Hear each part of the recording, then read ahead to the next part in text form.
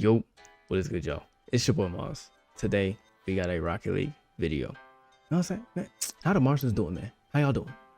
Let me know in the comments, man. As you can see by the title, we got a air dribble tips video. We have the physical and the mental tips that you can kind of, you know what I'm saying? Yeah, man, let's just get into it, man. But no more talking. Let's just get straight into it.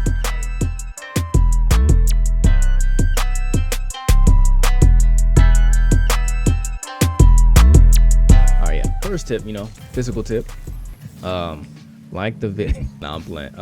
First tip I would say is working on your first touch. I'm sure you've been told that many times, but this is what I mean by it. This is kind of like my difference. When people go for their first touch, a lot of time people don't realize it's like a routine. I've seen some pros where they have like a routine, like they do a certain air roll that always gets them perfectly aligned to the ball. It's just something that they do right before they hit the ball, right? And I think this is actually something that we should implement into our game. Beginners, advanced, intermediate. I feel like advanced probably already do it. They just don't realize it. Or maybe they do realize it because they're probably just better than me. But you know how it is. This is something I actually do.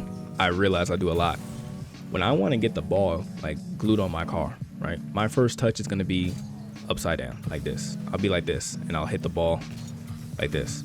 For me personally, it feels better than if I'm going like this to get the ball glued on my car, right? It's just, I know for a fact that if I hit it while I'm upside down, then I'll keep the ball really close to my car, whether it's glued or not. It's just a way I know I can keep the ball very close. See, that's what I meant. That's what I mean. Now, that's not saying that you can't get the ball glued to your car just facing straight up, because you can. It's more a matter of like boost, right?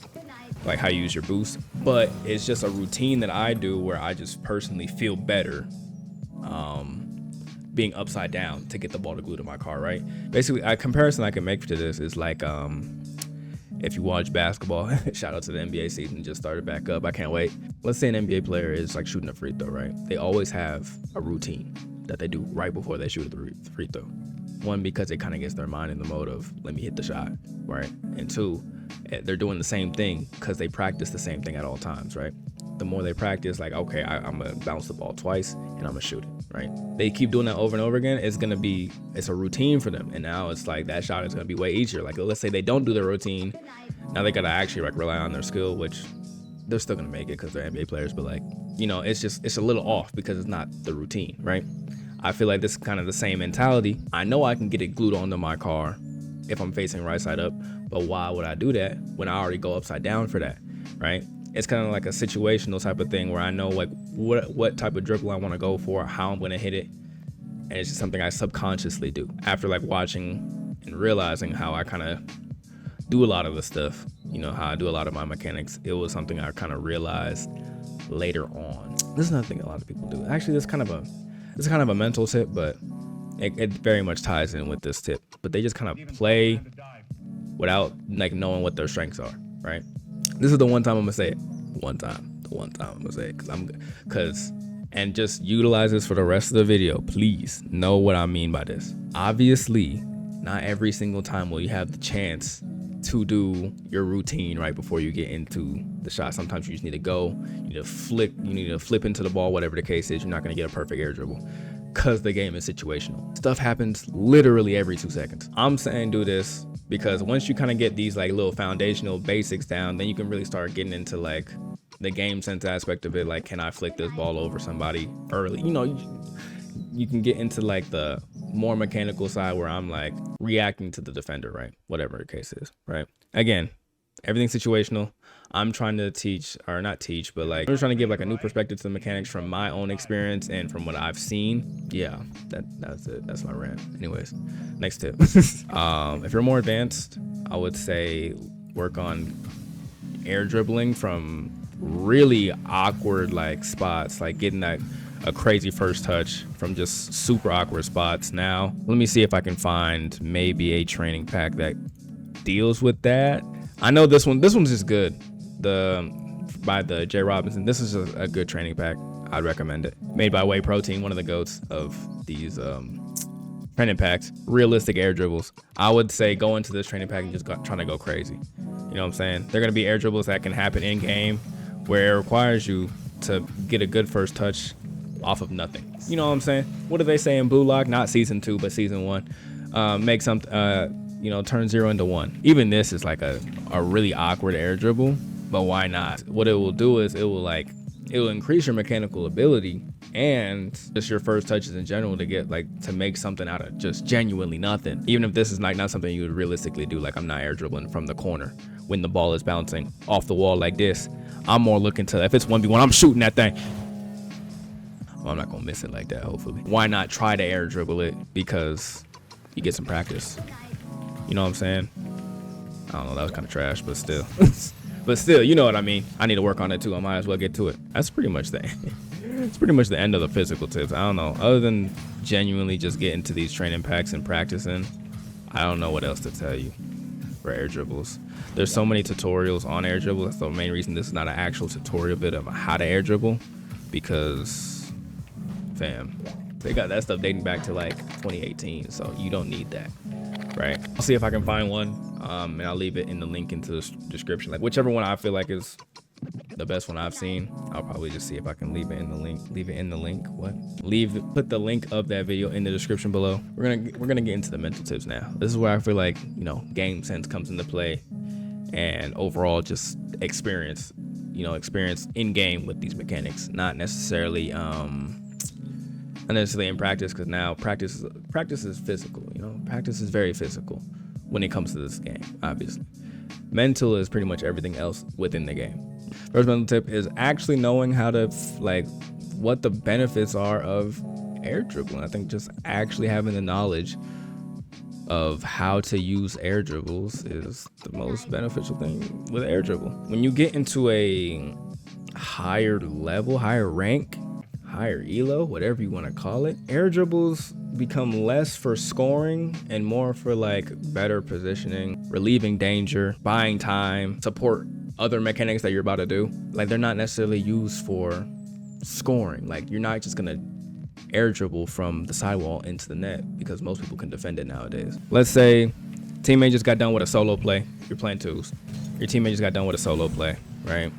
They're in the net like these. You know what I'm saying? They're going stupid. You know what I'm saying? Just going and everything down here, right? Other team clears it to where you got the possession. Now you're going back like this. You know your teammate's still there. Now you can kind of go for an air dribble. Well, not like that.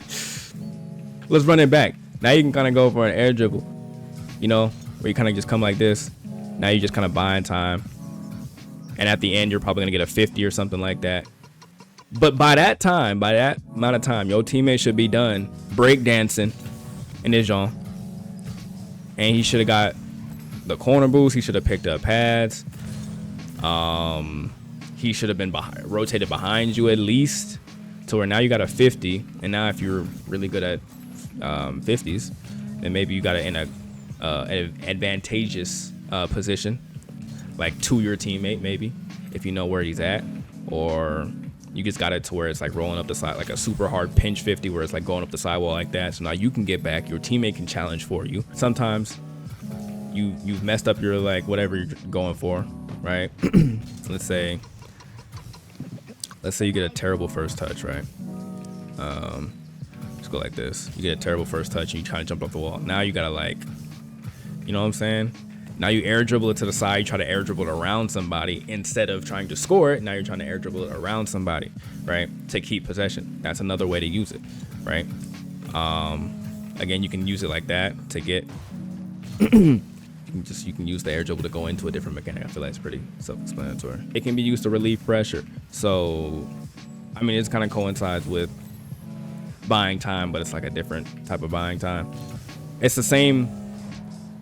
You would do the mechanic the same way, but it's a different situation, if that makes sense. You air dribble it from your corner or something like that, or from way back over yonder, after they've just added so much pressure from you. Now you're just kind of air dribbling it away from them, trying to air dribble away from them. Now your teammate got boost, but y'all were both on defense, but now your teammate has boost because y'all were both boost starved, and then the boost just ends up spawning on you, the corner boost, and then you just take off in the air. Now you're good. You know what I'm saying? That, to me, those are the few of many experiences or times that you should use the air dribble. I think the best way to figure this out, other than experiencing it for yourself, is watching pros. I know it's kind of watching pros is hit or miss. A lot of time you can't do what they can. Try to watch somebody that's a little bit above you and see what they're doing. That's a good way to do it as well. But I feel like if we're just trying to learn like what uses an air dribble can be used for, I think watching pro play is perfect, if anything, because you'll see the crazy amounts of times that they use air dribbles in their game not to score. Getting good enough, this kind of coincides with just practicing with the physical tips, but getting good enough to where you can air dribble without like having to be so focused on the ball. Stop looking at the ball the whole time, because now you don't know if the defender has just already challenged you or not, or the defender already challenged you, or if there's already somebody in net. You don't know where your teammate's at. You don't know if, you know what I'm saying? You kind of get tunnel visions on the mechanic. That's not good. Obviously, there are some mechanics where you're not gonna be able to do that. The air dribble is not one of them. It's still more difficult than like a ceiling shot, but it's still very basic. It's one of the basic aerial mechanics that you will learn, and it's one of those mechanics where you should be able to do it where you're really focused on where the defender is more than you are what you're doing with the ball. I know I'll be like looking at the defender the whole time, but I already know where I'm at with the ball. Like I know what I'm doing. As long as I know the defender is, I know what I can do with the ball, right? It's just kind of like a assess the situation type of vibe. So mental tip, get good enough to where you can be more focused on the defender. So if you're already good at air dribbling, this tip is for you. If you're not, then definitely focus on the ball. Or you'll just drive like this and then you won't realize that, oh, I've left the ball completely. Try to just become more creative with it. So like this goes for all players. Like I feel like a lot of times, obviously more advanced players probably already know this, but they're not gonna like go like this very linearly. They're gonna do stuff where they can go like this, they come all the way around and then they go this way instead. They'll do that more into the physical tips, but it's still very mental where it's like get more creative with it. Obviously, if you're really good, you probably already know other mechanics as well at this point. Now it's time to start adding in other mechanics, so you're air dribbling a little bit. And you can go for a flip reset and be trash at the game. But when you watch pros, a lot of times, not even just pros, just mechanical players, they're not necessarily going to the net. They're going more straight upwards, and they're angling their cars to the net, right? But if you look at where I angled myself, I didn't angle the ball to go like that. It was more like this, where it's more like I'm hitting up, where the ball would be going more this way. Obviously, I'm moving my car around to where I'm going towards the net. But when you already hit the ball towards the net, one, that's giving the defender a chance to pre-jump you early. Because, like, okay, you're already going towards the net. I'm just jumping for that. If you go more linearly, low-key, it sometimes can be an optical illusion where it's like that ball is probably not worth going for. But, like, now it's like I have more possession of the ball, I guess. I don't know. That was just kind of like a tip that I just thought about, kind of ish, where it's not, obviously when you're way back here, you're probably gonna have to hit it towards the net, but the closer you get towards the net, the less you have to go towards the net. I came into this with like half a plan, rather, where it's like I knew what I wanted to talk about, but I honestly didn't know how I was gonna describe any of it. So I'm hoping that this little tips video kind of gives you like a new insight. I just feel like this is my way of trying to give you tips, is to think about, doing your mechanics differently, or not doing your mechanics differently, but thinking about them differently. I think the more you can understand about something that you're doing, the better you'll be at it, of course, right? Hopefully these tips kind of helped you think about your mechanics a little bit better. If not, let me know, because in a cool way. I mean, it doesn't have to be dumb rude, but it can just be constructive. You understand? Like constructive, like, you know what, this doesn't really make sense, this probably wouldn't work. Okay, understandable. Not unlike no discussion board type of timing.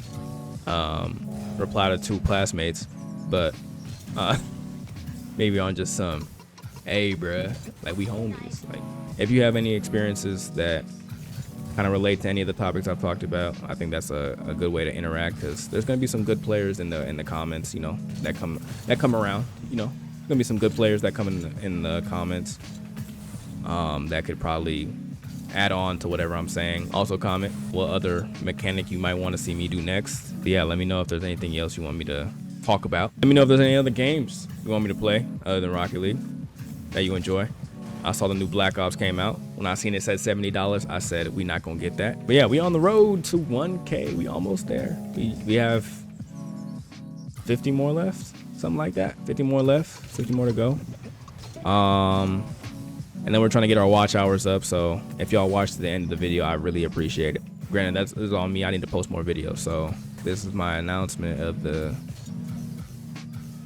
video that I'm probably gonna move over to TikTok, because that's what my computer can handle. It can handle 2 platforms being streamed. One will be Twitch, and I think we're gonna try TikTok and see what it's talking about. You know what I'm saying? Just try Twitch and TikTok. But as much as I love all the people that would stop by for the YouTube streams, I appreciate you heavily. This time around, it's probably not gonna be the same, sadly. You'll be seeing these videos though more often.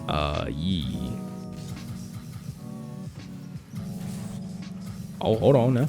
A little double flip reset. That's what we're gonna end it off for sure. We're gonna end it off on that for sure. Martians for real, man. Martians for real. Be a Martian. Yeah. I'll catch y'all. Much love. Peace.